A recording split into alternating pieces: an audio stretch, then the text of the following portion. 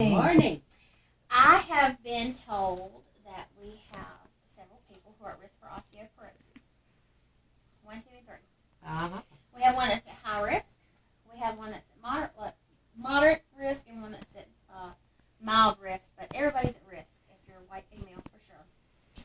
So I want to talk to you about osteoporosis because it is a disease that can be transmitted genetically. We got our bone density scores today, -2.1. -2.5 is osteoporosis. So she has osteopenia, which just means she has very close. Penia means without. All right. It's a genetic disease that's with the possibility it can be hereditary. It's clear that it can be hereditary. All right. So I'm not going to get too scientific, but I'm going to describe to you what osteoporosis is. You have your bone here. Everybody's bones look like this. Don't be fooled. All right. So you have two worker bees with your bones. You have the osteoclasts and the osteoblasts. The osteoblasts go through and they blast little holes in your bones. This cell is getting old. This tissue is getting old. Here comes osteoclasts, and they rebuild it. Blast, build. Come back and they rebuild the bone and they fill it back up. So now it's a whole bone again, brand new cells. This works forever. It works perfect. And as you start to age, your DNA, like I said, a little bit scientific, tells your cells how to build themselves. And they decide whether they're going to be osteoclasts or osteoblasts, which rebuild the bone. Well, as you age, you make less and less osteoblasts.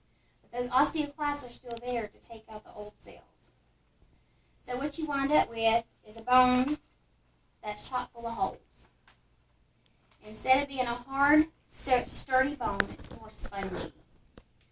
And, well, not so much spongy because it doesn't spring back. It will break. So you're more at risk for fractures. A fracture is a break, y'all. There's hairline fractures, green stick fractures, there's fractures where the bone separates, there's compound where it goes through the skin. As you age, a lot of people are more at risk for osteoporosis, like I said. Your age affects it, your lifestyle affects it, and your genetics affects it. There's several lifestyle choices that affect it. There's some lifestyle things that you can't change, like where you were born, were you exposed to radiation, did you have cancer, did you go through chemotherapy, things like that affect how your cells rebuild themselves. But like I said, as you age, it's even more effective because you're running out of those osteoblasts. So one of the things that can affect it is if you have a thyroid condition. That's not your fault. You can't change it. You didn't choose it. But that thyroid speeds up your metabolism. So your DNA is only so old. It's being told how to make these cells. Speed up your metabolism, your aging process speeds up, so to say.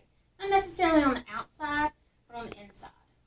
So those osteoblasts are destroyed a lot sooner than they normally would be.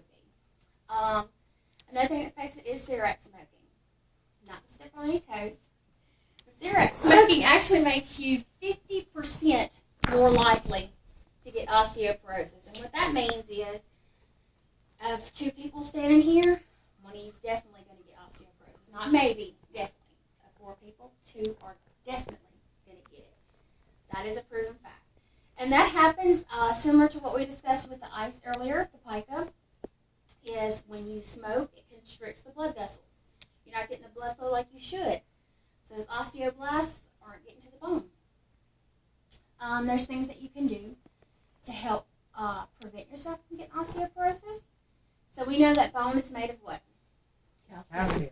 Calcium is hard. Makes it hard. There's something that we need to help us absorb our calcium. D. Vitamin D. And how do we get vitamin D? Sunshine. So if I go sunbathe, right, I was going to say, so if I go sunbathe, I'm going to have great bones. No. You eat it, and now just by eating it, you don't get your vitamin D. You eat it, and it lays dormant on your skin. It's ready to be absorbed. And then you absorb it through your skin like you would a skin cream. It absorbs through your skin once you hit the sun. It needs to be activated by the sun. So take all the vitamin D you want. Until you get sunshine, you're not doing any good. The more vitamin D you take, the more likely you are to absorb it. So if I only get 10 minutes a day of sun, I'm going to take a lot of vitamin D because I want that little area that when I'm driving or whatever gets sun to give me a lot of vitamin D. Make sense? Vitamin D is one of those things you can take 2,000 units, you can take 10,000 units. Get at least 2,000 units.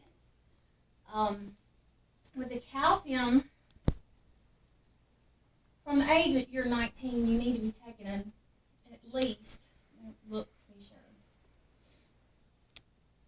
at least 1,000 to 2,000 milligrams a day. So where do we get our calcium? Milk. Dairy products.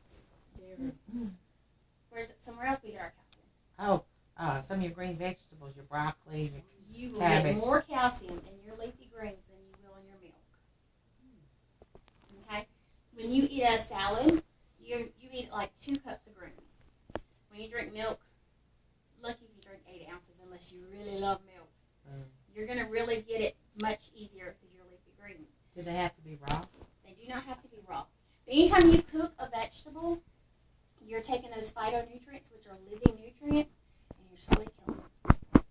So think about that. You always want to kill the bacteria on the outside, so I would suggest steaming. Let's see. All right, where do we get vitamin D? In our foods. What are food sources of vitamin D? Well, they add it to milk. I don't know what they In the come 80s, naturally. they noticed that a lot of people were having a lot of vitamin D deficiencies or a lot of calcium deficiencies, rickets started to develop. Was that the 80s? And so they said, well, we're going to fortify things. So we fortified our milk. They fortify orange juice now. Lots of things. There are ways that we can get it in a normal diet. If you like tuna, So your omegas? it's like it is from your fatty fish, but only certain fatty fish, like your omegas. But you have to take in the meat of that fatty fish. It's not taken in the fat of it. It's taken in the meat of the fatty fish. Your salmon and your tuna, they're risk with tuna. Don't eat more than 2 cans of tuna a week. Beef liver. Now, since we got a moderate risk, I think we're going to give you a diet chock full of beef liver. It is. I'll eat lots of salmon. Diet chock full. Another thing that you don't think of is there are a lot of foods that have soy in it nowadays. Soy has some drawbacks, but if you're young, if you're premenopausal, perimenopausal, you can take in soy products, and it helps in 2 ways. The reason we go into osteoporosis when we're older as women is because our estrogen starts to fall. Estrogen was our protective barrier. The men that we live with and love, they're full of testosterone and their bones break all the time. Our estrogen tells them osteoblasts to get to work. We know how to work them. Now, when the estrogen is gone, though, it puts us more at risk because it don't tell them to get to work anymore. It doesn't regulate them. It's not bossy. But soy mimics estrogen. There are risks with estrogen. Blood clots with added estrogen. And also anything you get with birth control and things like that, you're going to worry about with estrogen. You have a higher risk for breast cancer with estrogen. But soy is a natural product that you can take and put in your diet. Let's see, what else? But not for boys or men. Soy's bad. Yeah, So it's bad for what? boys. Excessive soy. Excessive soy, yes. As Indian men. it'll put them in, it will put them in early decline. And it's so funny because as we age, this has nothing to do with what I'm talking about. As we age, our estrogen falls, and our voices get deeper, and we get hairier. And then as men age, their estrogen level rises because they've always had it, but that testosterone is not there anymore. So estrogen level rises, and they start to hold more fluid, and they start to get sadder and sweeter and more needy.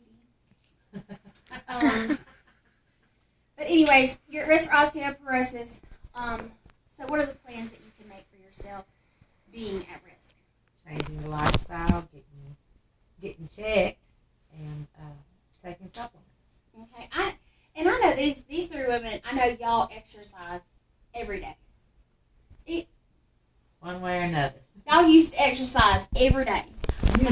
Now, exercise is absolutely important. It's a strong bones. Absolutely. What type of exercises? Repetitive, Strength. right? Like Strengthening. Strengthening cardio. and Strength. impact. Impact, like walking. Supply and demand. You're walking and you're telling those bones, hey, I need some more calcium. I need more calcium because I'm putting more pressure on my bones. Mama, you stop that supply and demand. They don't give it as much calcium. And strengthening exercises, do you know why? To build up the muscle To around support the bones, the- to support them. Your muscles are connected to your bones through tendons. And those tendons, as they sit on your bones, are pulled by that muscle. And that pulling is putting more pressure on the bone, telling it, hey, we need more strength, we need more calcium. And they do